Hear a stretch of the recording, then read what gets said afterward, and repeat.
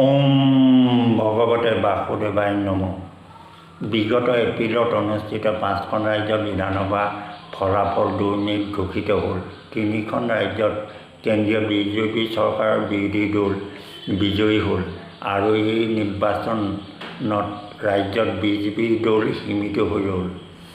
সামগ্ৰিকভাৱে কেন্দ্ৰীয় বিজেপি চৰকাৰ ৰাজ্যৰ বিধানসভা নিৰ্বাচনত মুখ থেকেচা খাইছে।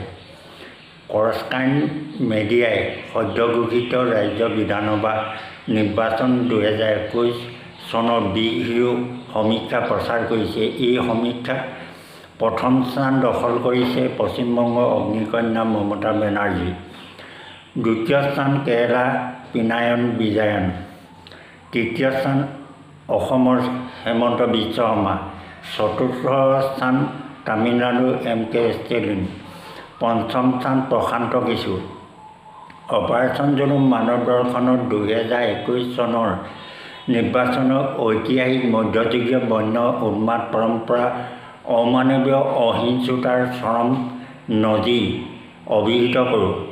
নিৰ্বাচনত আৰক্ষীয়ে 1 কোটিৰো অধিক ভোটাৰক গুলীয়াই হত্যা, অন্যহাতে ফলাফল ঘোষণাৰ পিছত নাৰী বলৎকাৰ কৰি হত্যা, ঘৰ জুই দিয়া হ'ল তথা হাজাৰ হাজাৰ লোক ঘৰ ত্যাগ কৰি পলায়ন, সাক্ষী চাৰিমুখী জীৱ, আলফা স্বাধীনৰ সেনাপ্ৰধান পৰেশ বৰুৱা আৰু সংবাদ মাধ্যম। এই অমানৱীয় উন্মাদ অহিংসতাৰ নৈতিক দায়িত্ব নিৰ্বাচন বিভাগৰ মুৰব্বী বিষয়া শ্ৰী সুশীল চন্দ্ৰ ল'বনে? যদি নলয় তেন্তে কেন্দ্ৰীয় ৰাষ্ট্ৰীয় মানৱতাৰ মহাপতকো বিশ্বাসঘাতক স্বীকৃতি লওক। এয়াই অবিভক্ত ভাৰত স্বাধীনতাৰ বাকহীন গোলামতন্ত্ৰৰ বাস্তৱ সত্যনজীৰ। উলংগ দেশত কামটি দুবাৰ। সেয়েহে বাকহীন গোলামতন্ত্ৰৰ অবিভক্ত স্বাধীনতা, বাকহীন সংঘাত আৰু অবিভক্ত সংবিধানৰ অমানৱীয় নীতি আদৰ্শ সামগ্ৰিক সূক্ষ্ম সমীক্ষা এটাই বিশ্বায়ন যুগৰ মানৱৰ দৃষ্টি আকৰ্ষণ কৰা প্ৰয়াস। নক্সালদামক স্মৰি এণ্ডাৰছনৰ প্ৰমুখ্যে বিশ্বৰ ভৱিষ্যৎ বক্তা তথা বিশ্বৰ মনীষী, আমাক ৰক্ষা কৰা, বাকহীন জনতাক ৰক্ষা কৰা, ত্ৰাহি হৰি কৰি চিঞৰিছোঁ, আমাক ৰক্ষা কৰা। সংহত সম্পৰ্কত লেনিনে সংহতক গাহৰি গঁৰাল অভিহিত কৰিছিল। জাতীয় পিতা বাপুজী, যাক আপোনালোকে সংহতক মাতৃৰূপে গণ্য কৰে, তাক মই বাজিগাই বা গণিকালৈ অভিহিত কৰোঁ। বিংশ শতিকাৰ শংকৰ শ্ৰী পীতাম্বৰদেৱ গোস্বামীয়ে কৈছিল, নেহৰু চৰিতন্ত্ৰ আৰু তেওঁ মন্ত্ৰী পৰিষদ পুতলা পৰিষদ। 13 ডিচেম্বৰ 2015 বিশ্ব স্বীকৃত ব্লেকলিষ্ট ভাৰত অসহিষ্ণুতা আৰু বাকহীন ঐতিহাসিক মধ্যযুগীয় বন্য উন্মাদ পৰম্পৰা আজি ব্লেকলিষ্ট ভাৰতৰ অমানৱীয় ৰাষ্ট্ৰীয় মানৱ সন্ত্ৰাসৰ সত্য আৰু সূক্ষ্ম ৰহস্য দিয়া প্ৰয়াস। অবিভক্ত বাকহীন ভাৰত স্বাধীনতাৰ প্ৰদানকাৰী ক্লিমেণ্ট এটলি আৰু গ্ৰহণকাৰী জৱাহৰলাল নেহৰু।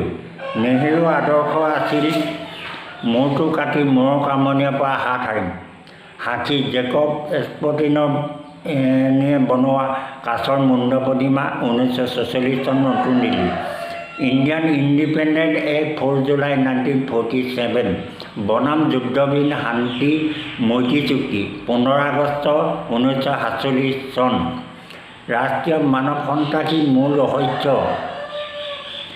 এই যুদ্ধবিহীন শান্তি মৈত্ৰী চুক্তি ৰহস্যমতে 1947 চনৰ পৰা 2044 চনলৈ অৰ্থাৎ 99 বছৰ বাকহীন লিষ্ট চুক্তিত ভাৰত দায়বদ্ধ। এয়াই ক্লিমেণ্ট এটলি আৰু নেহৰুৰ ৰাষ্ট্ৰীয় মানৱ সন্ত্ৰাসৰ ৰহস্য পাতনি। ব্ৰিটেইনৰ ৰাণী দ্বিতীয় এলিজাবেথ আৰু আজি ৰাষ্ট্ৰপতিৰ নামৰ প্ৰায় 74 বছৰ অতিবাহিত বাঘিন গোলাম বা ৰাষ্ট্ৰীয় মানৱ সন্ত্ৰাসৰ ম্যাদ আৰু 25 বছৰ বাকী। এয়াই অবিভক্ত ভাৰত স্বাধীনতাৰ ঐতিহাসিক ৰহস্য। বাঘিন ভাৰত গণতন্ত্ৰ। অবিভক্ত ভাৰত গণতন্ত্ৰৰ মুৰব্বী ৰাষ্ট্ৰপতি। তেওঁৰ অধীনত এটা স্বতন্ত্ৰ বিভাগ আছে। বিভাগটোৰ নাম নিৰ্বাচন বিভাগ। বিভাগৰ মুখ্য বিষয়া শ্ৰী সুশীল চন্দ্ৰ।